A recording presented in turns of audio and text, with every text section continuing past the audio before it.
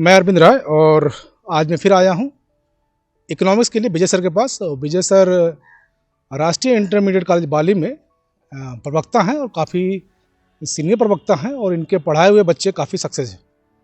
तो देर न करते हुए शुरू करते हैं विजय सर से और इकोनॉमिक्स की ये जानेंगे कि टीजीटी पीजीटी के लिए जो बच्चे तैयारी कर रहे हैं उनके लिए कौन कौन सी बुक जरूरी है, कितने घंटे पढ़ने जरूरी है और क्या उनके स्ट्रेटेजी होनी चाहिए। तो अगली आवाज़ विजय भैया की। धन्यवाद राय साहब। लीजिए पकड़िए दीजिए। धन्यवाद राय साहब। सबसे पहले हम टीजीटी पीजीटी की तैयारी करने वाले सभी छात्रों को मेरा नमस्कार। और मैं आपको आज अर्थशास्त्र पीजीटी के सिलेबस और तैयारी के बारे में बताऊंगा कि कौन कौन सी आपको किताबें पढ़नी है, कितना पढ़ना है, क्या पढ़ना है, कैसे पढ़ना। तो पीजीटी का सिलेबस जो है बहुत बड़ा सिलेबस नहीं है, बहुत सिंपली सिलेबस है। आप उसको जो है अगर आपने पीजी किया है तो 6 महीना, ज़्यादा नहीं, केवल 6 महीना अगर मन से आप पढ़ लेंगे तो आप आराम से जो है प्रवक्ता हो सकते हैं।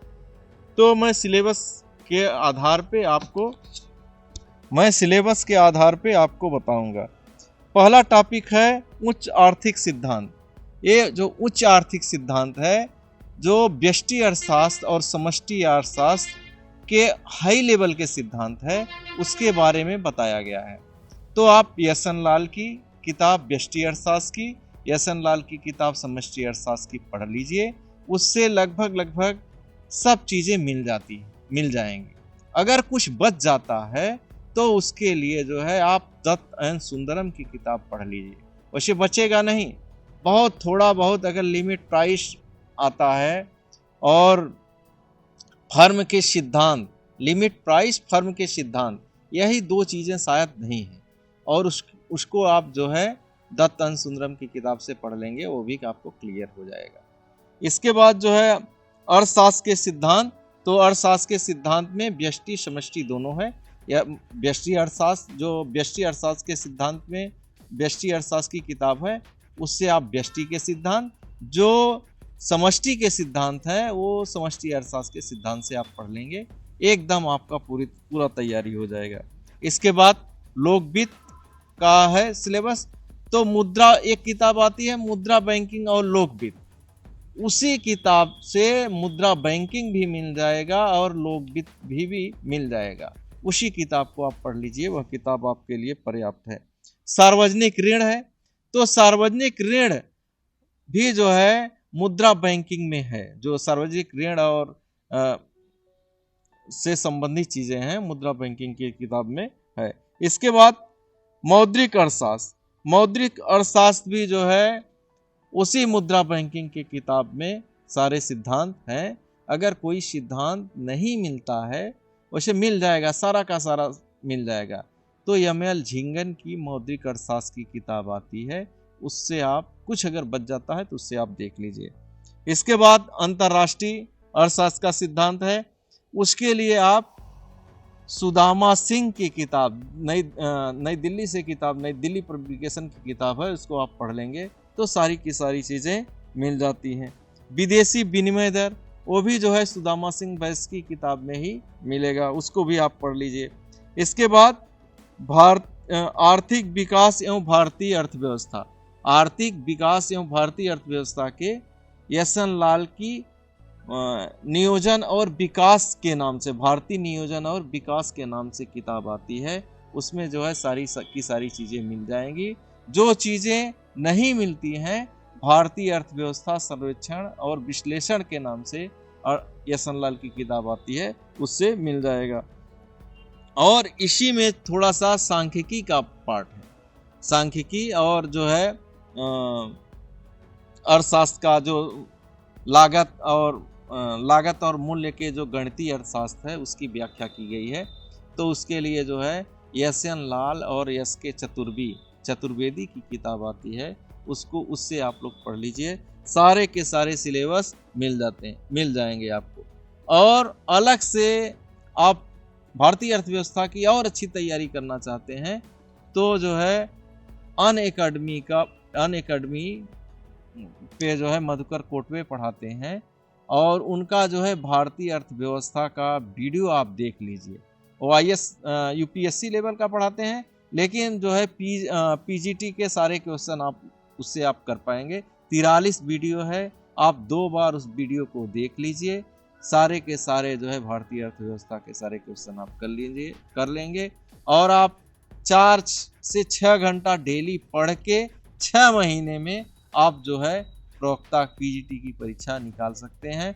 आप अंतिम रूप से आप चयन ले सकते हैं और आप चयन के टारगेट मान के आपको फाइनल चयन लेना है। आप पढ़िए, निश्चित आप सफल, अपने आप से केवल ईमानदार हो जाइए, आप निश्चित रूप से सफल हो जाएंगे। और इसी के साथ मैं आपको आपके लिए कामना करता हूं कि इसी वैकेंसी में आपका सिलेक्शन होगा। जय हिंद, जय भारत।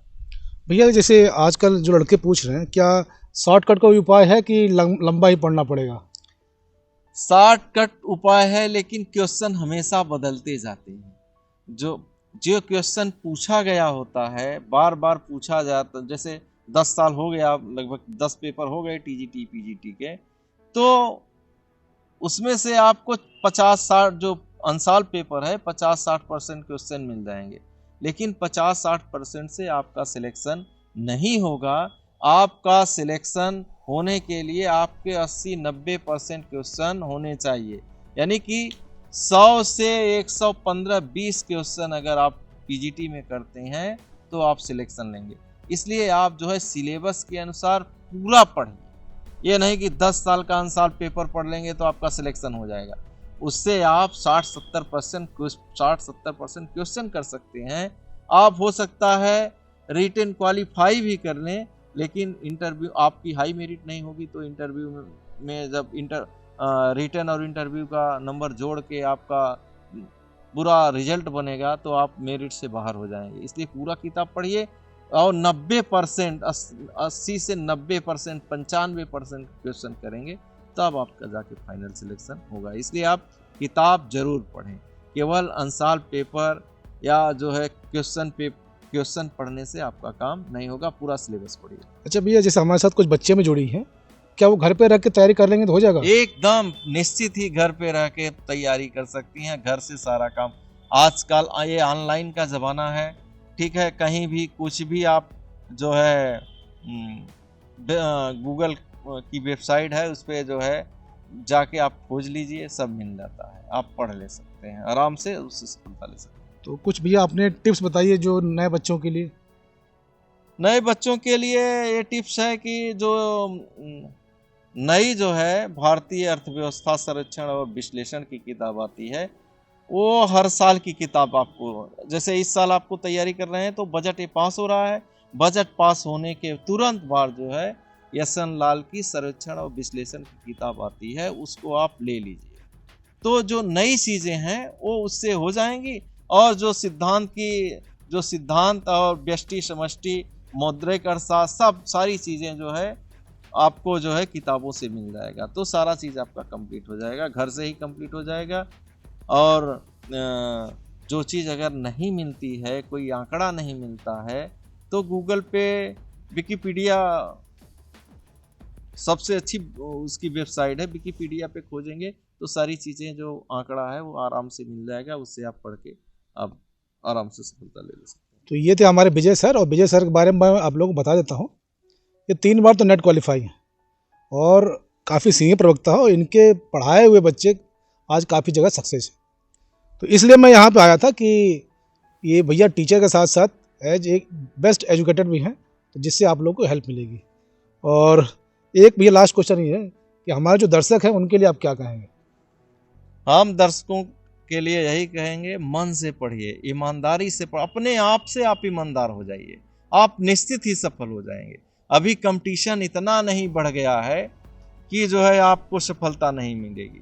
अभी क्वेश्चन का जो लेवल है बहुत बड़े लेवल का क्वेश्चन नहीं आता है, मीडियम लेवल का ही क्वेश्चन आता है, बशर्ते ज़्यादा क्वेश्चन होता है। सब कुछ पढ़ने की ज़रूरत होती है, जो सिलेबस में है सब कुछ उसको पढ़ने की ज़रूरत, तो सब कुछ पढ़ लीजिए और टेंशन फ्री होके पढ़िए। ये मान लीजिए कि हमारा सिलेक्शन पक्का है, हम मेहनत से पढ़ रहे हैं, आपका सिलेक्शन पक्का। धन्यवाद। तो ये थे विजय सर, और इनकी जो नीति थी आप लोगों को पसंद आई होगी। तो इसके साथ ही best of luck all of you, और जय हिंद, जय भारत, खुश रहिए, स्वस्थ रहिए, मस्त रहिए। थैंक यू विजय भैया।